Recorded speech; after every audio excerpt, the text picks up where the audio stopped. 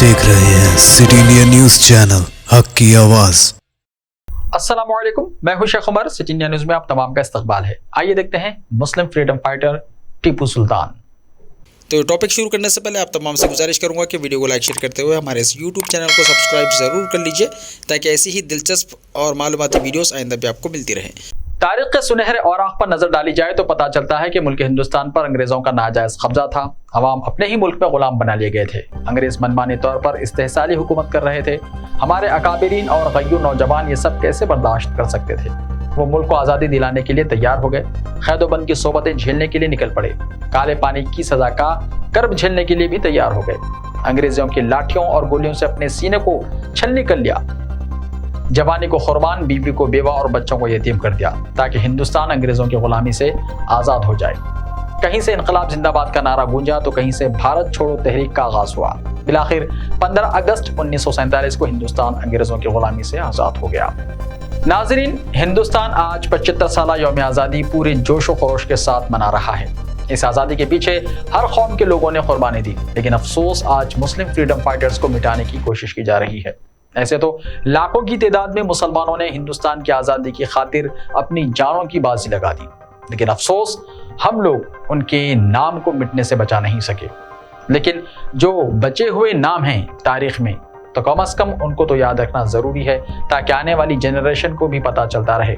City India news Hindustan के 75 साल आज़ादी के अमृत महोत्सव के मौके पर गुज़िश्ता 2 हफ्तों से एक सीरीज पेश कर रहा है, जिसमें हर दिन एक मुस्लिम फ्रीडम फाइटर के बारे में हम आपको बता रहे हैं कि कैसे उन्होंने हिंदुस्तान की आज़ादी की खातिर अपनी जानों की कुर्बानियाँ दी हैं। तो आइए आज उसी कड़ी को कंटिन्यू करते हुए एक और मुस्लिम फ्रीडम फाइटर जिनका नाम है टीपू सुल्तान, इनके बारे में हम आपको बताते हैं तफसीलात। टीपू सुल्तान से कौन वाकिफ नहीं है। बच्चा बच्चा टीपू सुल्तान को जानता है।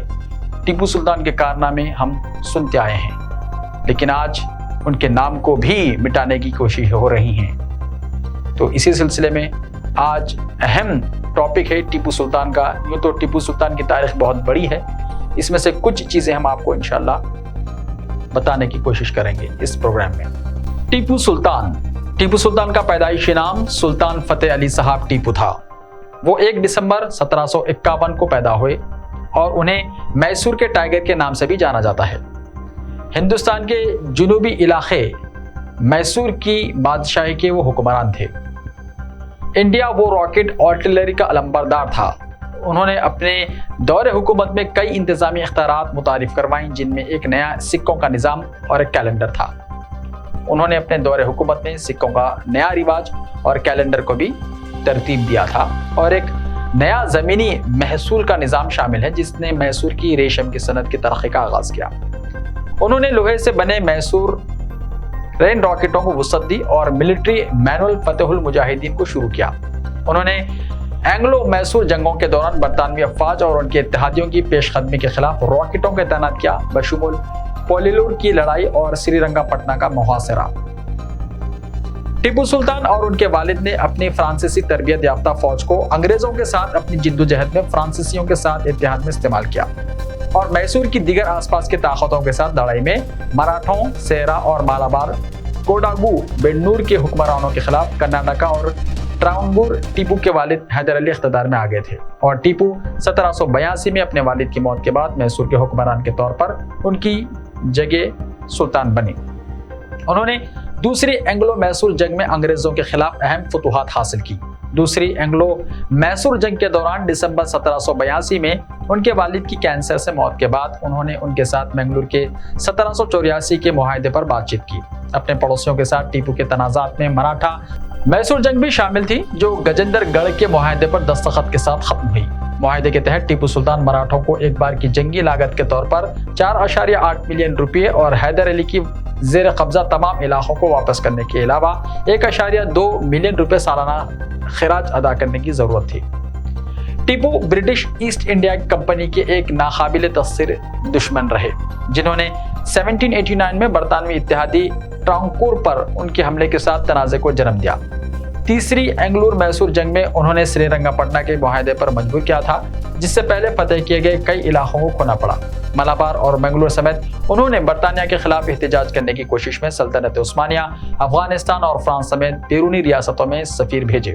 चौथी एंग्लो मैसूर जंग में बरतानवी ईस्ट इंडिया कंपनी की फौजों की एक मुश्तरका कुव्वत, जिनकी हिमायत मराठों और निजाम हैदराबाद ने की, उन्होंने टीपू को शिकस्त दी। वो 4 मई 1799 को अपने गढ़ श्रीरंगपट्टना का दिफा करते हुए शहीद हो गए।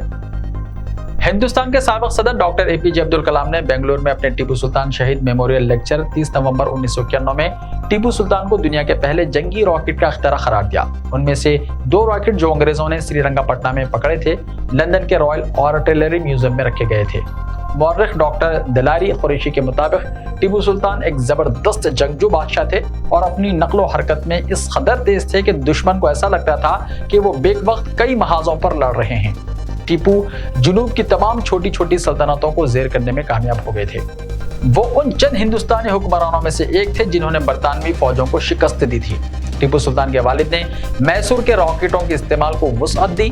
खुद रॉकेटों में अहम इख्तिरात और उनके इस्तेमाल की फौजी लॉजिस्टिक्स, उन्होंने रॉकेट लॉन्चरों को चलाने के लिए अपनी फौज में 1200 खुसूसी फौजियों को तैनात किया। ये लोग हथियार चलाने में माहिर थे और उन्हें सिलेंडर के खतर और हदफ तक के फासले के हिसाब से अपनी रॉकेट को एक जाविये पर चलाने की तरबियत दी गई थी।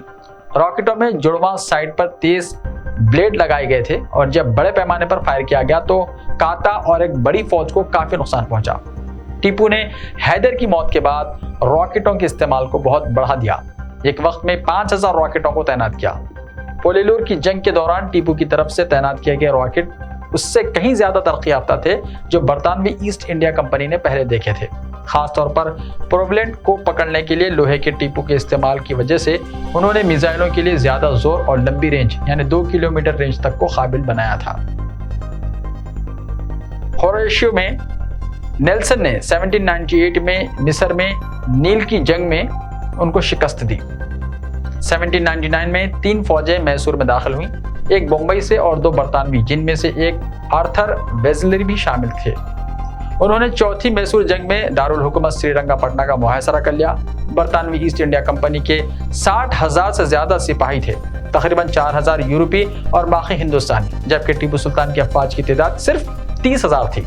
अंग्रेजों के साथ मिलकर काम करने और दीवारों को कमजोर करने में टीपू सुल्तान के वजीरों की तरफ से धोखाधही अंग्रेजों के लिए आसान रास्ता बनाने के लिए काफी थी। टीपू सुल्तान की मौत ने बरतानवी जनरल हैरिस को अब हिंदुस्तान हमारा है कहने पर मजबूर कर दिया। जब अंग्रेजों ने शहर की दीवारें तोड़ दी तो फ्रांसीसी फौजी मुशीरों ने टीपू सुल्तान को खुफिया रास्तों से फरार होने और बाकी जंगें दूसरे किलों से लड़ने के लिए कहा, लेकिन उन्होंने इनकार कर दिया। टीपू सुल्तान को होली डेडी गेट एनीवे पर मार दिया गया, जो कि 300 गज यानी 270 मीटर दूर वाक़ थी। उन्हें अगली दोपहर गुम्माज में अपने वालिद की खबर के पास दफन किया गया।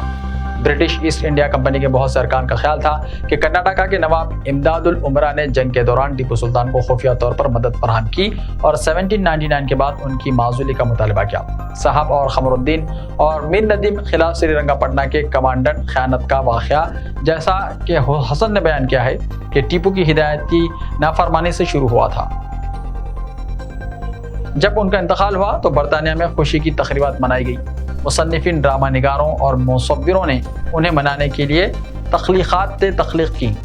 टीपू सुल्तान की वफ़ात पर बरतानिया में आम तातील के ऐलान के साथ जश्न मनाया गया। टीपू सुल्तान की ज़िंदगी हमें हिम्मत, बहादुरी और अपने वतन के लिए जान कुर्बान करने का दर्स देती है और टीपू सुल्तान की कुर्बानी सुबह क़यामत तक याद रखी जाएगी, क्योंकि ऐसे बहादुर दुनिया में कम ही पाए जाते हैं। तारीख में लिखा है कि जब उनकी माँ उनको दूध पिलाती तब बावजू होकर पिलाती थी। इसलिए ऐसे माओं की परवरिश से ऐसे शेर दिल टीपू सुल्तान ही पैदा होते हैं, और जब जवान हुए तो शेर के मुंह को खोलकर उनके दांत कीन लिए। शेर भी आपके सामने आने से डरता था। ये दिल, ये जिगर, ये बहादुरी टीपू सुल्तान का ही हिस्सा था। तो नाजरीन, ये था आज का आखिरी और अहम एपिसोड प्रोग्राम मुस्लिम फ्रीडम फाइटर के बारे में, जो हम गुज़िश्ता 15 दिनों से आपके लिए ला रहे थे। आज इस सीरीज़ का इख्तिताम हुआ है। कल से इंशाअल्लाह स्पेशल रिपोर्ट आपके लिए हर दिन लाई जाएगी। تو ایسے ہی تازہ ترین خبروں کے لیے دیکھتے رہیے سچ انڈیا ٹی وی. تو ملتے ہیں کل, تب تک کے لیے اپنا خیال رکھیے. اللہ حافظ.